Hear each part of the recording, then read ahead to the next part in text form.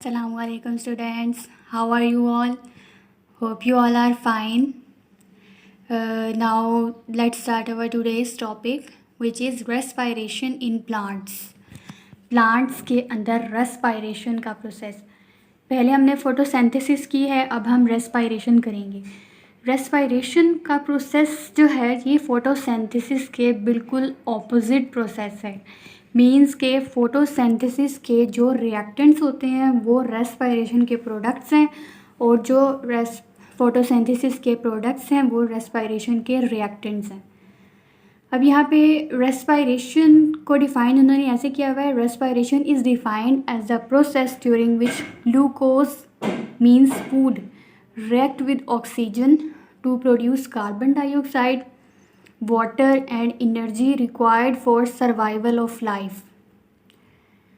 Means के respiration एक ऐसा प्रोसेस है जिसके अंदर फूड और ऑक्सीजन जो है ये रिएक्ट करते हैं और कार्बन डाइऑक्साइड और वाटर रिलीज़ करते हैं, और इसके साथ साथ एनर्जी जो है वो भी इसमें रिलीज़ होती है। फोटोसिंथेसिस के प्रोसेस में एनर्जी जो थी वो यूज़ हो रही थी सनलाइट की फॉर्म में, बट इसके अंदर एनर्जी जो है वो रिलीज़ होती है एटीपी की फॉर्म में।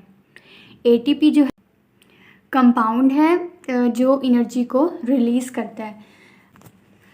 फोटोसिंथेसिस में आपके जो रिएक्टेंट्स थे वो थे कार्बन डाइऑक्साइड, वाटर और एनर्जी, जबकि इसके अंदर आपके रिएक्टेंट्स जो हैं वो फोटोसिंथेसिस वाले प्रोडक्ट्स हैं which are food and oxygen. बिल्कुल एक दूसरे के ऑपोजिट रिएक्शंस हैं, एक दूसरे के रेस्पायरेशन और फोटोसिंथेसिस। फिर वो कह रहे हैं कि रेस्पायरेशन जो है ये होती है लिविंग बॉडीज़ के अंदर। मींस के जो लिविंग ऑर्गेनिजम्स जितने भी अर्थ पे प्रेजेंट हैं, चाहे वो इंसेक्ट्स हों, एनिमल्स हों, ह्यूमन बीइंग्स हों, सब के अंदर रेस्पायरेशन का प्रोसेस जो है वो होता है। सारे लिविंग ऑर्गेनिज्म जो हैं उनके अंदर रेस्पायरेशन का प्रोसेस होता है। अब रेस्पायरेशन होती कहाँ पे है? The mitochondria which are found in cells perform the process of respiration. Respiration का प्रोसेस जो है माइटोकॉन्ड्रिया के अंदर होता है। माइटोकॉन्ड्रिया क्या है? ये एक ऑर्गेनेले है जो प्लांट के या एनिमल के सेल के अंदर प्रेजेंट होता है, mitochondria. For this reason mitochondria are called power house of cell. इसलिए हम माइटोकॉन्ड्रिया जो है उसे हम पावर हाउस ऑफ सेल भी कहते हैं, क्योंकि माइटोकॉन्ड्रिया के अंदर रेस्पायरेशन का प्रोसेस होता है, और रेस्पायरेशन के प्रोसेस में एनर्जी जो है वो रिलीज़ हो रही होती है। एनर्जी रिलीज़ होने की वजह से माइटोकॉन्ड्रिया को पावर हाउस ऑफ सेल कहते हैं।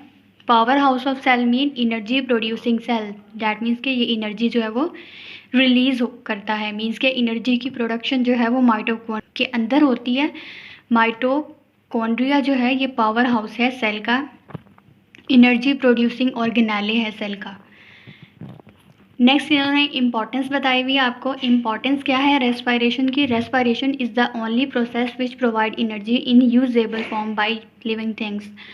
रेस्पायरेशन ही एक ऐसा प्रोसेस है जिसके थ्रू लिविंग ऑर्गेनिज्म जो हैं वो एनर्जी को यूज़ कर सकते हैं। मीन्स के जो एनर्जी प्रोड्यूस होती है रेस्पायरेशन के प्रोसेस के थ्रू, उस एनर्जी को यूज़ किया जा सकता है। This process continues all the time in all kinds of living organisms. और ये जो है अगर रेस्पायरेशन का प्रोसेस जो है वो सारे लिविंग ऑर्गेनिज्म में कंटिन्यू रहता है। मीन्स के ये होता रहता है रेस्पायरेशन सब में। अगर रेस्पायरेशन का प्रोसेस रुक जाएगा तो लिविंग ऑर्गेनिज्म जो है वो सरवाइव नहीं कर सकता। मीन्स के stopping of respiration means death of organism. Respiration के रुक जाने की वजह से ऑर्गेनिज्म जो है वो डाई हो जाता है। In plants the oxygen required for respiration comes from photosynthesis. Plants के अंदर जो फोटोसिंथेसिस में ऑक्सीजन रिलीज़ होती है वो रेस्पायरेशन के अंदर यूज़ हो रही होती है। मीन्स के जो ऑक्सीजन रेस्पायरेशन के लिए रिक्वायर होती है रेस्पायरेशन के प्रोसेस को करने के लिए, कैरी आउट करवाने के लिए, वो कहाँ से आती है? वो फोटोसिंथेसिस के प्रोसेस से आती है, क्योंकि फोटोसिंथेसिस के अंदर आपके पास फूड के साथ साथ ऑक्सीजन भी रिलीज़ हो रही होती है, तो वो वाली ऑक्सीजन जो है वो यहाँ पे रेस्पायरेशन के अंदर यूटिलाइज हो रही होती है। नेक्स्ट अब ये डायग्राम जो है यहाँ पे आपको कंपैरिजन बताया हुआ है फोटोसिंथेसिस और रेस्पायरेशन का। सबसे पहले see that this one, photosynthesis versus cellular respiration. Photosynthesis कहाँ पे होती है? क्लोरोप्लास्ट के अंदर होती है। ये क्लोरोप्लास्ट की डायग्राम है और ये माइटोकॉन्ड्रिया की है। क्लोरोप्लास्ट के अंदर फोटोसिंथेसिस का प्रोसेस होता है और रेस्पिरेशन का प्रोसेस जो है वो माइटोकॉन्ड्रिया के अंदर होता है। अब क्लोरोप्लास्ट में फोटोसिंथेसिस हो रही है। फोटोसिंथेसिस जो है इसके अंदर जो रिएक्टेंट्स होते हैं वो होते हैं आपके कार्बन डाइऑक्साइड और वाटर। ये मिलेंगे in the presence of sunlight की प्रेजेंस में, और क्या बनाएंगे? ग्लूकोज और ऑक्सीजन। जबकि रेस्पिरेशन जो है ये इसके ऑपोजिट प्रोसेस है। इसके अंदर ग्लूकोज और ऑक्सीजन जो हैं ये रेस्पिरेशन के रिएक्टेंट्स हैं, और इससे जो प्रोडक्ट आपका बन रहा है वो है कार्बन डाइऑक्साइड और वाटर। ये इसके प्रोडक्ट्स हैं रेस्पिरेशन के, और इसके अंदर एनर्जी जो है वो एटीपी की फॉर्म में रिलीज़ होती है। एटीपी एनर्जी प्रोड्यूसिंग कंपाउंड है। ATP stand for adenosine triphosphate. इसके बारे में आपकी बुक में अभी ज़्यादा डिटेल नहीं है, तो इसलिए एटीपी को आपने इसकी एब्रिविएशन याद कर लेनी है। ATP adenosine triphosphate. It's energy producing compound that is produced in mitochondria through the process of respiration. अब फोटोसिंथेसिस और रेस्पिरेशन जो है इनका कंपैरिजन देखें तो इनमें क्या है कि जो फोटोसिंथेसिस का प्रोसेस है उसके अंदर एनर्जी जो है वो यूज़ होती है, मींस कि एनर्जी जो है वो हम खुद से प्रोवाइड करते हैं। जबकि रेस्पिरेशन के प्रोसेस में एनर्जी जो है वो रिलीज़ होती है, और रिलीज़ किस फॉर्म में होती है? एटीपी की फॉर्म में। नेक्स्ट देखें, इंफॉर्मेटिव ब्लॉक देखें। Plants absorb carbon dioxide and release oxygen during day time, whereas at night they absorb oxygen and release carbon dioxide. Plants जो होते हैं ये कार्बन डाइऑक्साइड को एब्जॉर्ब करते हैं। ये तो हमें पता है कि प्लांट्स जो हैं वो इनहेल करते हैं कार्बन डाइऑक्साइड को और एक्सहेल करते हैं ऑक्सीजन को। ये कब करते हैं? ड्यूरिंग डे टाइम करते हैं, जबकि नाइट टाइम ये ऑक्सीजन को एब्जॉर्ब करते हैं और कार्बन डाइऑक्साइड को रिलीज़ करते हैं। And in plants exchange of gases takes place through stomata, whereas in animals this work is performed by the lungs. Plants के अंदर जो गैसेस का एक्सचेंज होता है वो होता है स्टोमेटा के थ्रू। गैसेस का एक्सचेंज मीन कार्बन डाइऑक्साइड का इनहेल करना और ऑक्सीजन का रिलीज़ करना into the environment. This is the exchange of gases. Exchange of gases plant के अंदर जो है वो स्टोमेटा के थ्रू होती है, जबकि एनिमल्स के अंदर जो है गैसेस का एक्सचेंज लंग्स के थ्रू होता है। अब एनिमल्स कौन सी गैस इनहेल करते हैं? एनिमल्स इनहेल करते हैं ऑक्सीजन और एक्सहेल करते हैं कार्बन डाइऑक्साइड। बिल्कुल ऑपोजिट है ये प्लांट्स के। प्लांट्स जो हैं वो इनटेक करते हैं कार्बन डाइऑक्साइड और एक्सहेल करते हैं ऑक्सीजन। सो नेक्स्ट हमारा टॉपिक है comparison and contrast between photosynthesis and respiration. अब इनमें कंपैरिजन देख लेते हैं कि फोटोसिंथेसिस और रेस्पिरेशन में कौन कौन सी चीज़ें जो हैं वो एक दूसरे के एंटी हैं, एक दूसरे के opposite. Photosynthesis takes place in green plants, algae and some bacteria. Photosynthesis का प्रोसेस जो है वो हमेशा ऐसी लिविंग ऑर्गेनिजम्स में होता है जिनका कलर जो है वो ग्रीन होता है, मींस के जिनके अंदर क्लोरोफिल प्रेजेंट हो। क्लोरोफिल क्या है? ग्रीन पिगमेंट है। क्लोरोफिल ग्रीन पिगमेंट होने की वजह से जो प्लांट्स हैं वो हमें ग्रीन दिखाई देते हैं, और वो कह रहे हैं कि फोटोसिंथेसिस का प्रोसेस जो है ये ग्रीन प्लांट्स के अंदर होता है, एल्गी के अंदर होता है, और कुछ बैक्टीरियाज होते हैं जिनके अंदर फोटोसिंथेसिस का प्रोसेस हो रहा होता है। जबकि रेस्पिरेशन का प्रोसेस जो है ये तमाम लिविंग ऑर्गेनिज्म के अंदर होता है, चाहे वो इंसेक्ट्स हों, प्लांट्स हों, एनिमल्स हों, ह्यूमन बींग्स हों। नेक्स्ट आपका पॉइंट है, next comparison, photosynthesis takes place in chloroplast whereas respiration takes place in mitochondria. ये डिफरेंस भी हमने ऊपर किया था कि फोटोसिंथेसिस का प्रोसेस जो है वो प्लांट के कौन से ऑर्गेनालियों में होता है? क्लोरोप्लास्ट के अंदर होता है, जबकि रेस्पिरेशन का प्रोसेस माइटोकॉन्ड्रिया में हो रहा होता है। और माइटोकॉन्ड्रिया जो है वो पावर हाउस है सेल का। Third point is photosynthesis uses sunlight energy to prepare food, whereas respiration releases energy from food which is used for growth and performing all other body functions. Photosynthesis जो है ये क्या करता है, ये मैंने आपको बताया था कि ये एनर्जी को यूज़ करता है। मीन्स के एनर्जी जो है फोटोसिंथेसिस के प्रोसेस को कैरी आउट करने के लिए एनर्जी हम खुद से प्रोवाइड करते हैं। और वो एनर्जी कहाँ से आती है? सनलाइट से आती है।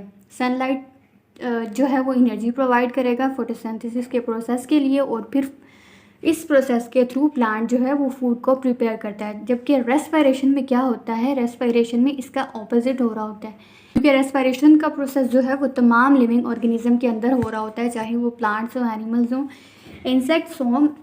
रेस्पिरेशन का प्रोसेस सब में हो रहा होता है। तो रेस्पिरेशन के प्रोसेस में एनर्जी यूटिलाइज नहीं होती, इसमें एनर्जी जो है वो रिलीज़ हो रही होती है। और एनर्जी रिलीज़ कहाँ से हो रही होती है?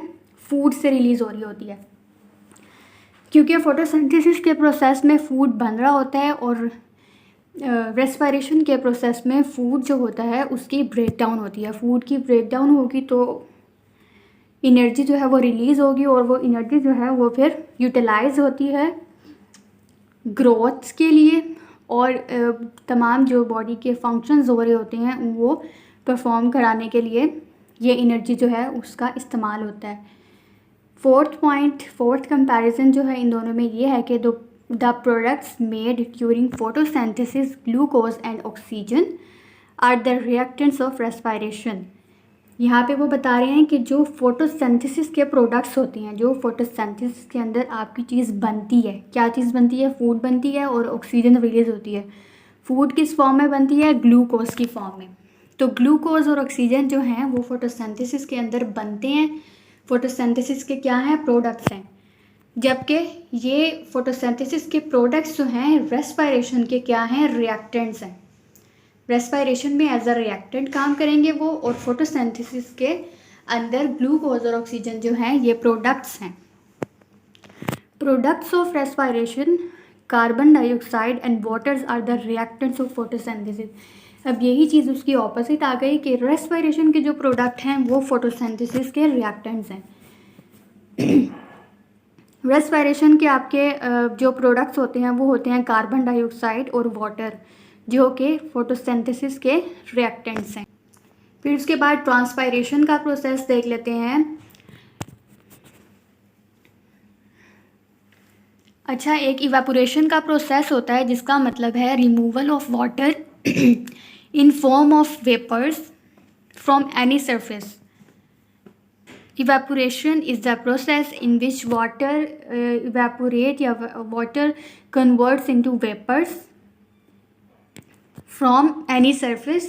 This is called evaporation. But in case of plant, evaporation के नेम को रिप्लेस कर देते हैं ट्रांसपायरेशन के नेम से, क्योंकि प्लांट्स में इवेपोरेशन का प्रोसेस जो है वो ट्रांसपायरेशन कहलाता है। Plants continuously absorb water from the soil through roots. Plants जो है वो कॉन्टीन्यूसली एब्जॉर्ब कर रहे होते हैं वाटर को सॉइल से रूट्स के थ्रू, क्योंकि रूट्स जो है वहाँ पे वाटर की क्वांटिटी जो होती है वो ज़्यादा होती है। सॉइल से रूट्स सक करती हैं वाटर को, और फिर सॉइल से रूट्स ने सक कर लिया, फिर उसके बाद वो ट्रांसफ़र करेंगी तमाम पार्ट्स की तरफ प्लांट के वाटर को, और प्लांट्स जो है वो एब्जॉर्ब कर रहे होते हैं continuously water from the soil through roots. तो वो कह रहे हैं the same is being conducted to leaves where it is used in photosynthesis. बिल्कुल ऐसा ही लीव्स के साथ भी हो रहा होता है जहाँ पे ये फोटोसिंथेसिस में यूज़ हो रहा होता है। अब वाटर जो है प्लांट ने एब्जॉर्ब कर लिया है। एब्जॉर्ब करने के बाद वो लीव्स तक जाएगा, और फिर लीव्स जो हैं वो फोटोसिंथेसिस के प्रोसेस को कैरी आउट करने के लिए इस वाटर को यूज़ करेंगे। The excessive water is removed through stomata and from aerial parts of plants. जो एक्सेसिव वाटर होता है मीन्स के फोटोसिंथेसिस के लिए जितना वाटर रिक्वायर्ड था वो फोटोसिंथेसिस के प्रोसेस में यूटिलाइज हो गया। अब जो बाकी रिमेनिंग वाटर है वो जो है वो एक्सेसिव वाटर होता है, मीन्स के वो जो प्लांट है वो स्टोमेटा के थ्रू रिमूव कर देता है। रिमूव कहाँ से करेगा? या तो वो स्टोमेटा के थ्रू रिमूव करेगा एक्सेसिव वाटर को, या वो प्लांट्स के जो एरियल पार्ट्स हैं, मीन्स के जो ऊपर वाले पार्ट होते हैं जो हवा में होते हैं, जो सॉइल के अंदर नहीं होते हैं, सॉइल से बाहर वाले जो प्लांट के पार्ट्स होते हैं वहाँ से ये रिमूव कर देता है पानी को, जो एक्सेसिव वाटर होता है। अब the loss of water from aerial parts of plants is called transpiration. पानी का लॉस होना मीन के पानी का इवेपोरेट होना, पानी का निकलना प्लांट के एरियल पार्ट से, इस प्रोसेस को कहते हैं ट्रांसपायरेशन। जैसे कि आप डायग्राम में देखें कि यहाँ पे आपको एक केटल नज़र आ रही है पानी वाली। ये पानी हम प्रोवाइड कर रहे हैं सॉइल को। पानी जो है वो सॉइल में जाएगा, सॉइल से ये फिर रूट्स, यहाँ पे रूट्स के आगे फर्दर रूट हेयर्स होते हैं जो पानी को एब्जॉर्ब करेंगे। Root absorb water from the soil, और फिर ये पानी जो है ये ऊपर स्टेम के अंदर मूव करेगा। किसके थ्रू मूव करेगा? जाइलम के थ्रू। जाइलम से ये जाएगा स्टेम की ब्रांचेस के अंदर, और फिर स्टेम से ब्रांचेस से जाएगा ये लीव्स में। फिर ये जाता कैसे है? Veins carrying water from the leaves. Veins लेके जा रही होती हैं। वेन्स किसकी होती हैं? जाइलम की बनी हुई होती हैं। अब जाइलम की जो वेन है वो ट्रांसपोर्ट कर रही है पानी को to all parts of plant. Leaf तक जाएगा पानी, वहाँ पे फोटोसिंथेसिस का प्रोसेस होगा। जितना पानी फोटोसिंथेसिस के प्रोसेस के लिए रिक्वायर है उतना पानी यूज़ हो जाएगा, और बाकी जो रिमेनिंग वाटर है वो लीफ के अंदर से। मैंने आपको लीफ का स्ट्रक्चर बताया था कि लीफ का इंटरनल स्ट्रक्चर, लीफ का जो लोअर एपिडर्मिस होता है उसके अंदर स्टोमेटा प्रेजेंट होते हैं। स्टोमेटा जो होते हैं ये एक्सचेंज कराते हैं गैसेस का और वाटर वेपर्स का। जो रिमेनिंग वाटर होता है, जो एक्सेसिव वाटर होता है, वो स्टोमेटा के through, this is stomata which are present in lower epidermis of leaf. अब इसके थ्रू जो रिमेनिंग वाटर होगा वो बाहर निकल आएगा इस तरह। एक्सेसिव वाटर जो है वो स्टोमेटा के थ्रू रिलीज हो जाएगा, और कुछ पानी जो है वो वेपर्स की फॉर्म में लीव्स के अंदर से इवेपोरेट हो जाता है। ऐसे प्रोसेस को हम कहते हैं transpiration. That's all about our today's lecture. Thanks for watching.